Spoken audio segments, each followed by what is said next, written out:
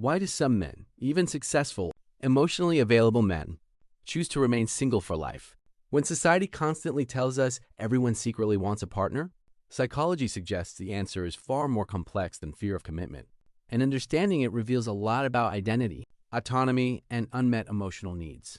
Stay until the end because the last reason is the one almost nobody admits publicly. First, some men associate relationships with a loss of identity rather than an addition to it. Psychology shows that people with a strong need for autonomy often experience relationship in the past where compromise felt like erasure rather than partnership. Over time, singlehood becomes associated with peace, and relationships become associated with losing themselves again. Second, unresolved attachment wounds play a major role. Men with an avoidant attachment style, often shaped by emotionally distant caregivers in childhood, learn early that closeness eventually leads to disappointment or loss of control.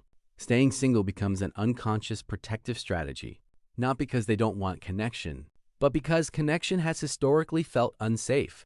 Third, some men genuinely build a life so structured around independence, work, routines, personal freedom, that a relationship feels less like an enhancement and more like a disruption to a system that already works.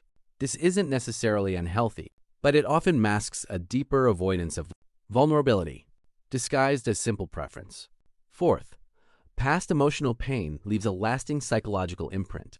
A significant heartbreak, betrayal, or prolonged conflict can create a belief, often unconscious, that the risk of future pain outweighs the potential reward of connection, even years after the original wound.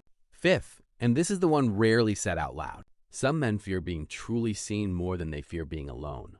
Vulnerability requires being known, flaws included, and for some, isolation feels safer than the possibility of being truly known and still rejected. Choosing to stay single isn't inherently a psychological problem. It becomes worth examining only when it's driven by fear rather than genuine choice.